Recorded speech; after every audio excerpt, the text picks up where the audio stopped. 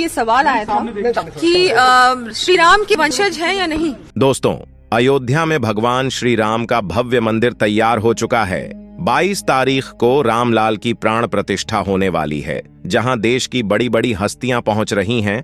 और ऐसे में भगवान श्री राम के वंशज ना आए, ऐसा हो ही नहीं सकता। दोस्तों, काफी लोगों को नहीं पता होगा कि भगवान श्री राम के वंशज आज भी हैं, और वह कहां है, कैसे अयोध्या पहुंच रहे हैं, जानेंगे आज की इस वीडियो में। लेकिन उससे पहले जान लेते हैं कि राम मंदिर की प्राण प्रतिष्ठा में कौन कौन लोग पहुंचने वाले हैं। देश के बड़ी बड़ी हस्तियां। दोस्तों, जैसे ही 22 तारीख करीब आ रही है, वैसे ही अयोध्या में मानव की दीपावली आ गई हो। हर तरफ सजावट हो रही है, क्योंकि इस 22 तारीख को अयोध्या में देश की सारी बड़ी बड़ी हस्तियां पहुंचने वाली हैं, जिसमें सबसे पहले नाम आता है अमिताभ बच्चन का, मिथुन का संजय दत्त, बागेश्वर धाम बाबा देवकी नंदन ठाकुर, अमित शाह, द्रौपदी मुर्मू, योगी आदित्यनाथ, प्रधानमंत्री नरेंद्र मोदी, गौतम अडानी, मुकेश अंबानी, और इन सब में गोविंदा भी शामिल हैं। दोस्तों, आपको पता ही होगा कि गोविंदा कितने बड़े राम भक्त हैं। बॉलीवुड के सुपरस्टार गोविंदा बागेश्वर धाम भी जा चुके हैं, इसलिए उनको भी इनवाइट किया गया है। तो चलो दोस्तों, अब बात करते हैं भगवान श्री राम के वंशजों की। दोस्तों, जैसे राम मंदिर बनकर तैयार हुआ है और पता लगाया गया कि श्री राम भगवान के वंशज कहां रहते हैं, तो जयपुर के दिया कुमारी सामने आए हैं। लेकिन दोस्तों, ये भगवान श्री राम के वंशज कैसे हैं, ये पता लगाने के लिए हमें पौराणिक काल में जाना होगा। आखिर भगवान श्री राम के प्राण त्यागने के बाद अयोध्या का क्या हुआ? आखिर कैसे भगवान श्री राम के बेटे यानी कि लव कुश ने राज्य को कैसे संभाला, और कैसे सूर्यवंशी का वंश आगे बढ़ा? तो चलिए अब ज्ञान की बात करते हैं। रावण का अंत करने के बाद जब श्री राम माता सीता को अपने साथ वापस अयोध्या ले गए, तब माता सीता को यह नहीं पता था कि उनके लिए अभी पर इच्छाओं का अंत नहीं हुआ है, और एक दूसरी परीक्षा अभी भी उनके मार्ग में आगे खड़ी है। जब श्री राम ने अपनी प्रजा के सवाल उठाने पर माता सीता को त्याग दिया, तब वह वाल्मीकि जी के आश्रम में रहने के लिए चली गई, जहां उन्होंने अपने बेटों लव और कुश को जन्म दिया और उनका पालन पोषण भी किया। लेकिन इतना सब होने के बाद भी यह कहा जा रहा है कि माता सीता के पति श्री राम का यह प्रेम ही था, जिन्होंने सीता को त्यागने के बाद भी किसी दूसरी रानी से शादी नहीं की। वे सीता की अनुपस्थिति में उनकी कमी को पूरा करने के लिए अपने साथ यज्ञ में सोने की गुड़ियां लेकर बैठते थे। सोने की गुड़ियां इसलिए क्योंकि सोने को सबसे पवित्र माना जाता है। आइए जानते हैं, जब भगवान श्री राम ने राजपाट छोड़ दिया, तो उसके बाद रघुवंशी का क्या हुआ? आखिर किसने शासन किया? भगवान श्री राम के राजपाट छोड़ने के बाद कुश अपनी सेना के साथ अयोध्या आए और उन्होंने वहां पर शासन संभाला। उन्होंने कुमुद से विवाह किया और अदिति के पिता बने, और उनके बाद अदिति के पुत्र हुए निषाद, और निषाद के पुत्र हुए नर, नर के बाद हुए। इस तरह यह वंशावली बढ़ती चली गई, और यहां पर पहुंची महाभारत काल के राजा भरत। बल का जिक्र कुश की 5वीं पीढ़ी के रूप में किया गया है। भगवान श्री राम के ही वंशज वे थे। उन्होंने कुरुक्षेत्र के युद्ध में कौरवों की ओर से युद्ध भी लड़ा था। इस विषय में हम पहले भी बहुत सारी वीडियोस बना चुके हैं। दोस्तों, कहते हैं चक्रव्यूह के दौरान अभिमन्यु और बृहद बल के बीच घमासान युद्ध हुआ था, और अभिमन्यु के प्राण घातक तीर से भरत बल की मृत्यु हुई थी। हमारे पुराणों में भरत, लक्ष्मण और शत्रुघ्न की भी दो पुत्रों का जिक्र मिलता है। भरत के 2 पुत्र हुए ताज और पुष्कर।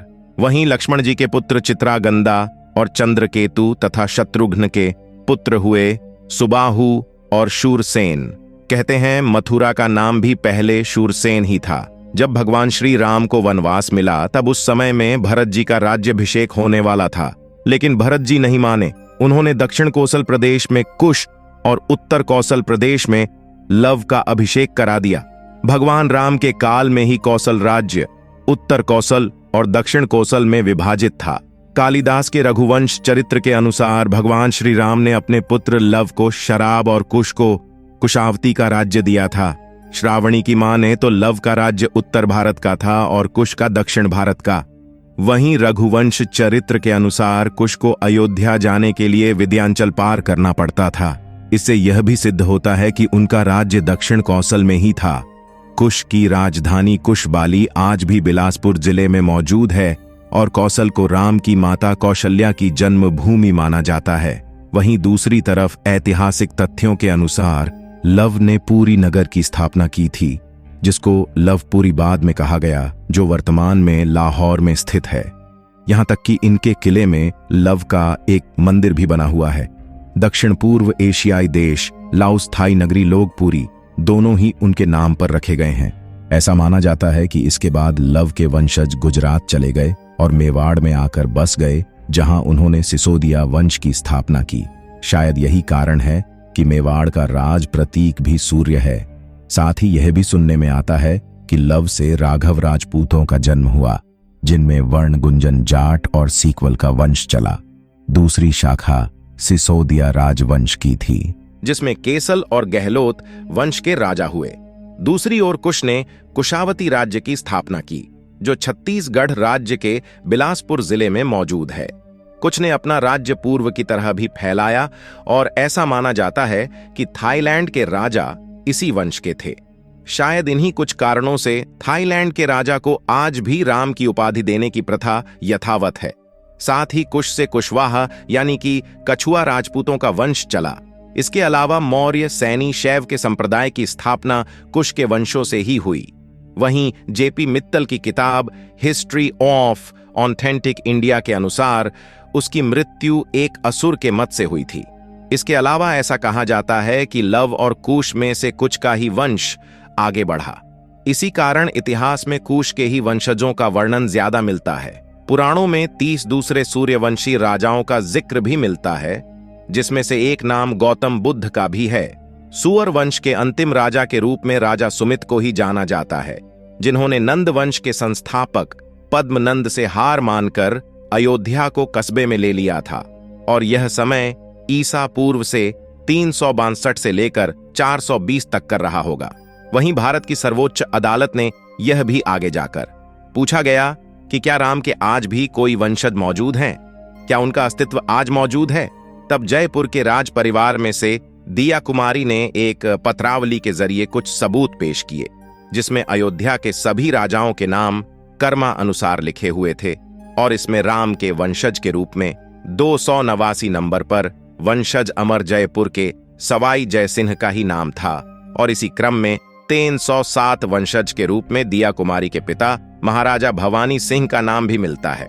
इस तरह से आज भी ये वंशावली चलती आ रही है और आगे भी चलती रहेगी। हम भगवान राम के ही अंश हैं, क्योंकि हमारा भारत अखंड भारत था। कि तो दोस्तों, आपको पता चल गया होगा, हम सब भगवान श्री राम के ही वंशज हैं। इसीलिए आज पूरे भारतवर्ष में भगवान श्री राम की प्राण प्रतिष्ठा बहुत धूमधाम से बनाई जा रही है। भारत के अलावा जो भारतीय विदेश में है वह भी बहुत धूमधाम से बना रहे हैं। और ऐसे में जब भगवान श्री राम के वंशजों को यह निमंत्रण मिला है, वह बहुत खुश हुए हैं। और 22 तारीख 2024 को भगवान श्री राम के वंशज वहां देखने को मिलेंगे।